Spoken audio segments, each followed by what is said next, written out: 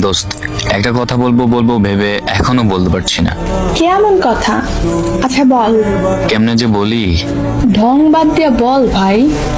তুই তো আমার সাথে আজ প্রায় 3 থেকে 4 বছর ধরে আসোস, তাই না? আর তাছাড়া আমাকে কখনো রিলেশন করতেও দেশ নেই। হ্যাঁ, এখন কি হয়েছে বল? কোনো মেয়ে দেখছস নাকি?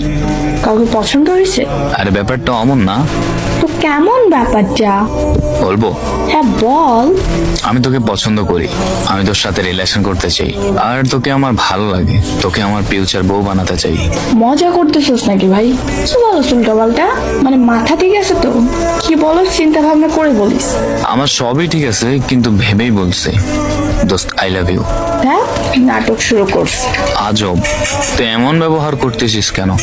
রিলেশন না করলে আলাদা হিসাব, তাই বলে অপরিচিত লোকের মতো ব্যবহার কেন করতে হবে? ভাই আমার বিয়ে আছে, তো আমার কি তোর সাথে প্রেম করা সম্ভব? তোর বিএফ আছে মানে?